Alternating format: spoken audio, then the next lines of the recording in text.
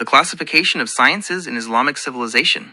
Introduction. The pursuit and classification of knowledge have been fundamental to human intellectual endeavors throughout history.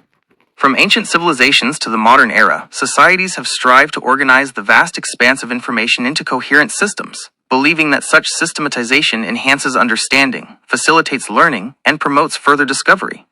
In the annals of intellectual history, Islamic civilization stands out for its profound contributions to diverse fields of knowledge and, crucially, for its meticulous efforts in classifying these disciplines.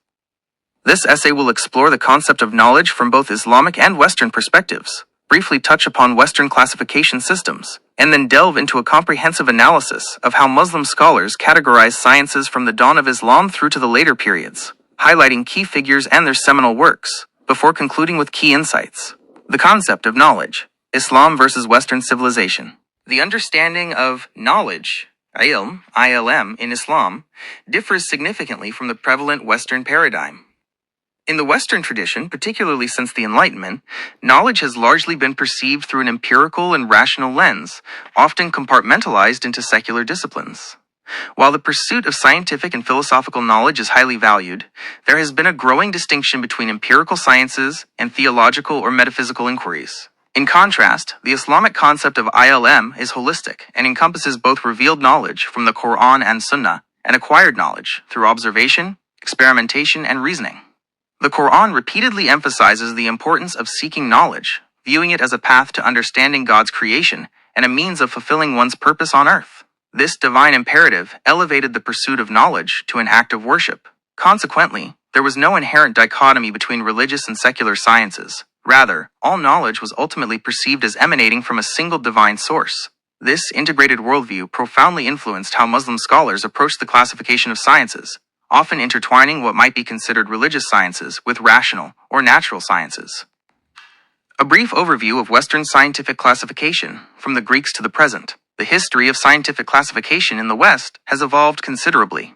Ancient Greek philosophers, notably Aristotle, laid foundational groundwork. Aristotle famously divided knowledge into theoretical, e.g., physics, metaphysics, mathematics, practical, e.g., ethics, politics, and productive, e.g., arts, rhetoric, sciences. This tripartite division influenced Western thought for centuries.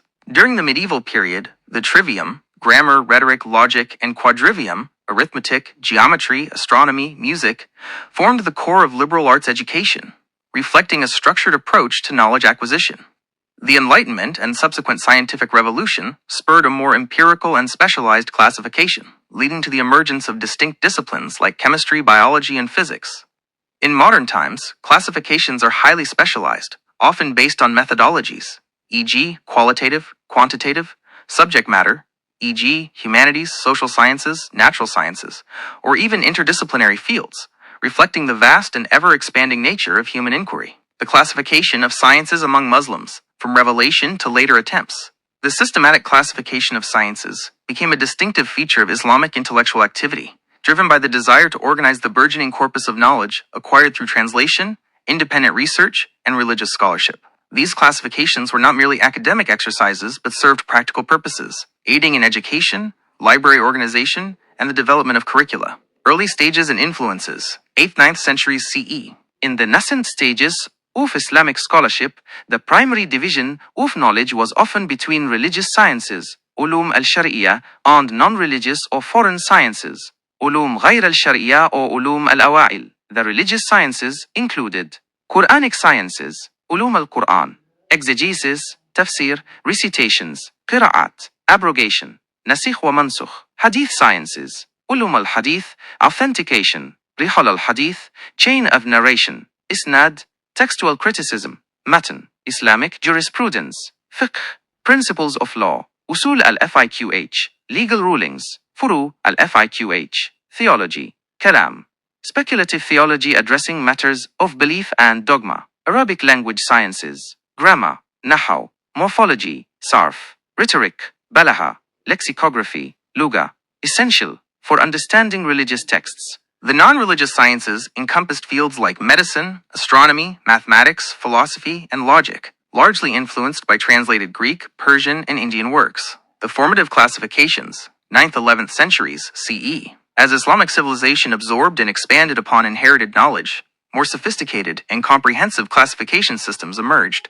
Al-Farabi, known as the second teacher, after Aristotle, Abu Nasr al-Farabi was one of the earliest and most influential figures to systematically classify sciences in his seminal work, Ihsa al-Ulum, the enumeration of the sciences. Al-Farabi's classification reflected a strong philosophical bent, aiming to establish a hierarchy of knowledge leading to the ultimate truth. He divided sciences into 5 main categories: science of language, ilm al-lisan, grammar, poetry, writing, logic, ilm al-mantiq, critical for all other sciences, mathematics, ilm al-ta'lim, arithmetic, geometry, optics, astronomy, music, mechanics, natural science, ilm al-tabi'i, and metaphysics, ilm al-ilahi, physics, chemistry, botany, zoology, and the study of being, civil science, ilm al-madani, ethics, politics, jurisprudence, and kalam. Reference: Al-Farabi, Ihsa al-Ulum, Ibn Sina, Avicenna. The polymath, Ibn Sina offered a more refined classification in his encyclopedic works, particularly in Kitab al-Shifa, the Book of Healing, which was not primarily a medical text, but a comprehensive philosophical and scientific encyclopedia. He broadly categorized sciences into theoretical sciences, ulum nazariya, aimed at acquiring knowledge for its own sake, without practical application. These included lower natural science, ilm al-tabi'i, physics, medicine, botany; middle, mathematical science, ilm al-riyadi, arithmetic, geometry, astronomy, music; higher metaphysical science, ilm al-ilahi, theology, study of first principles; practical sciences, ulum amaliya, aimed at guiding human action and behavior. These included ethics, tahdhib al-akhlaq, household management, tadbir al-manzil, politics, siyasa. Reference: Ibn Sina, Kitab al-Shifa, often studied through critical editions and translations of specific sections. 3. The Brethren of Purity, Ikhwan al-Safa. This anonymous group of philosophers and encyclopedists from Basra produced the Rasail Ikhwan al-Safa, Epistles of the Brethren of Purity, a massive encyclopedia encompassing various fields of knowledge.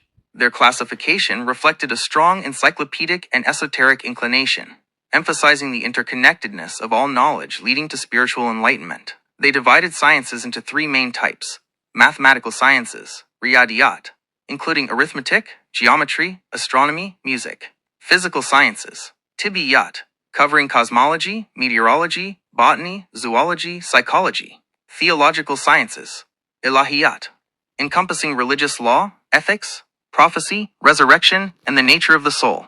Reference: Rasail Ikhwan al-Safa. Later comprehensive classifications, 12th century onwards. 1. Abu Hamid al-Ghazali. While a philosopher, theologian, and mystic, al-Ghazali's approach to knowledge classification was deeply influenced by his critique of purely rationalist philosophy and his emphasis on spiritual enlightenment.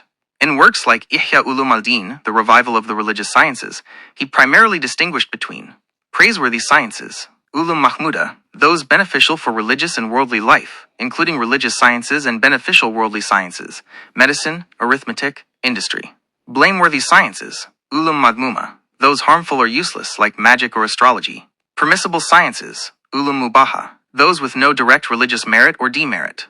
Al-Ghazali also categorized sciences based on their sources: revealed sciences, Ulum al-Mukashafa, knowledge gained through divine illumination; acquired sciences, Ulum al-Mu'amala, knowledge gained through study and effort. Reference: Al-Ghazali, Ihya Ulum al-Din, Ibn Khaldun.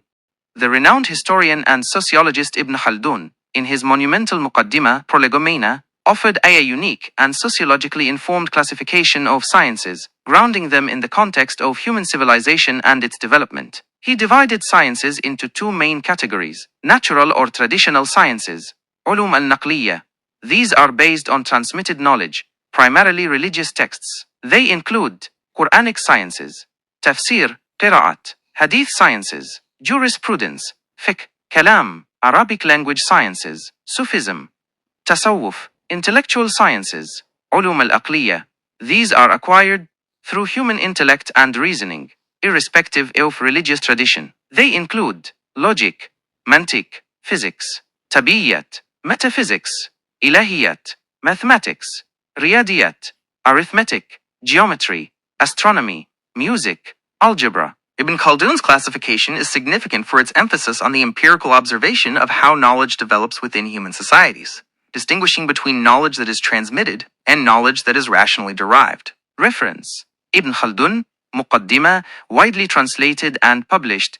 Conclusions: the classification of sciences by Muslim scholars was a dynamic and multifaceted endeavor, reflecting their comprehensive understanding of knowledge and their commitment to organizing it systematically.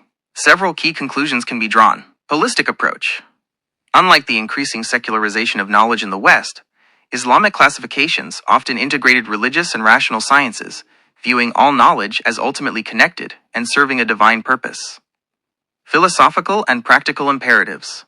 Classifications were driven by both philosophical considerations, e.g., Al-Farabi's hierarchy of knowledge, and practical needs. Adaptation and originality. Muslim scholars not only adopted and refined existing classification systems from Greek thought, but also developed original frameworks that reflected their unique intellectual and cultural context, as seen in Ibn Khaldun's sociological perspective. Emphasis on language and logic. The foundational role of Arabic language sciences and logic was consistently recognized across various classifications, underscoring their importance for accessing and processing all forms of knowledge. Evolution over time.